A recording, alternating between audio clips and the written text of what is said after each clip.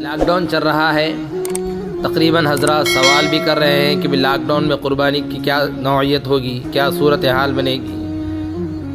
اور کچھ لوگوں کے ذہن میں یہ سوال بھی آ رہا ہے کہ ہو سکتا ہے قربانی کے کچھ اور مسائل ہو لاک ڈاؤن میں، جس طرح سابقہ میں نماز کے کچھ اور مسائل تھے۔ تو یاد رکھیں کہ لاک ڈاؤن میں بھی قربانی اگر کسی کے اوپر واجب ہے تو قربانی کرنی ہی ہے، قربانی معاف نہیں ہے۔ ہاں، کچھ گزارشات علماء اکرام کے اس لاک ڈاؤن میں قربانی کے تعلق سے ہے۔ چنانچہ دنیا کا مشہور اور معروف ادارہ دارالعلوم دیوبند کا ایک فتویٰ اس کے تعلق سے آیا، اسی کے پیش نظر اسی کے ضمن میں یہ بات کہی جا رہی ہے۔ اس میں بتلایا گیا کہ سابقہ دور میں جو حضرات اپنی طرف سے قربانی کرتے تھے واجب قربانی، اور پھر نفل قربانی بھی کرتے تھے اپنے مرحومین کی طرف سے،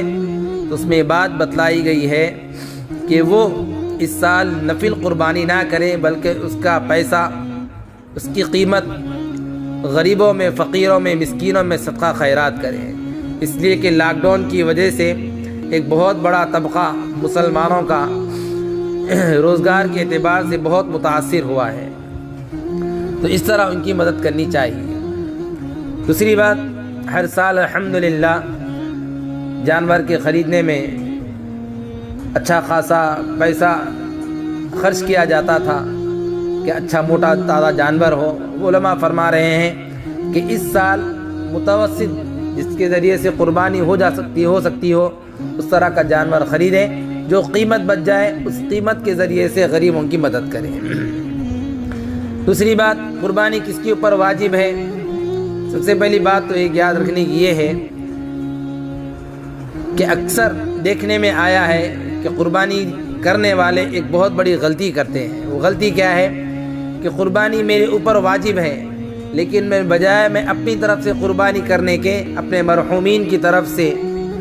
یا والدین کی طرف سے یا دیگر رشتہ داروں کی طرف سے جو دنیا سے جا چکے ہیں ان کی طرف سے قربانی کر کے سمجھ رہا ہے کہ بھائی میری قربانی ہو گئی۔ ایسا نہیں ہے، بلکہ اگر آپ کے اوپر قربانی اگر واجب ہے تو سب سے پہلے آپ اپنی طرف سے قربانی ادا کریں، قربانی کریں۔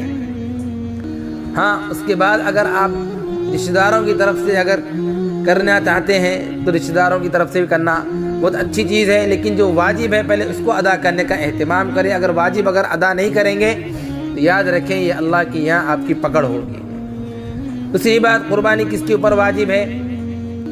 یاد رکھیں جس کے پاس 52.5 تولے چاندی ہو یا اتنے پیسے ہو کہ جس کے ذریعے سے 52.5 تولے چاندی خریدی جا سکتی ہے، یا اتنا سونا چاندی ہے، دونوں کو اگر ملایا جائے تو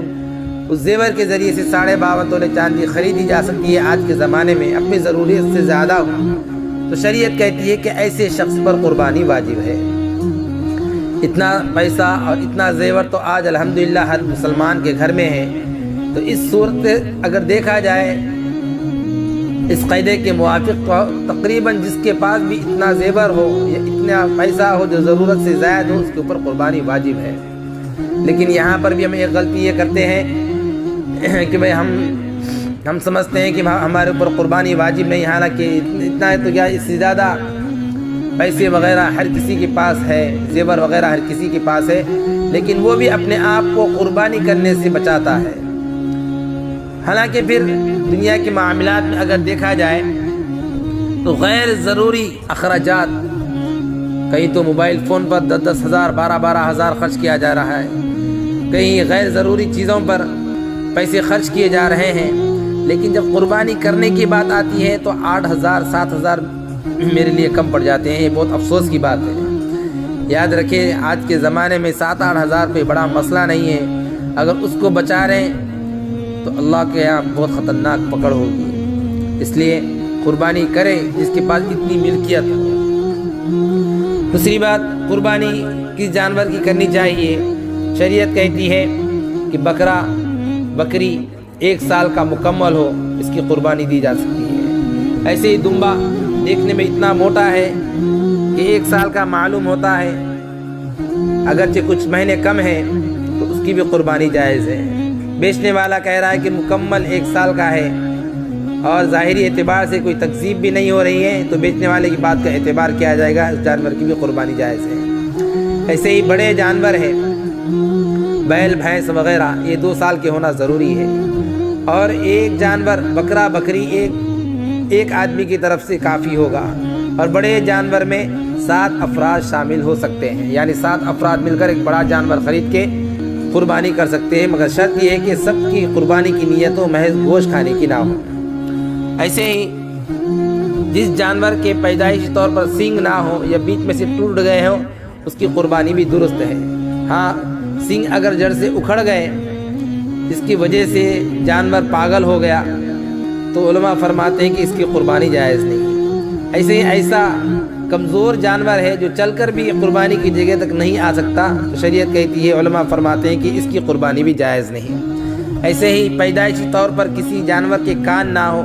لنگڑا ہو، اندھا ہو، کانا ہو، ایسی جانوروں کی بھی قربانی جائز نہیں۔ ایسے ہی جس جانور کے دم وغیرہ یا کان وغیرہ 1/3 سے زائد کٹ جائے، یعنی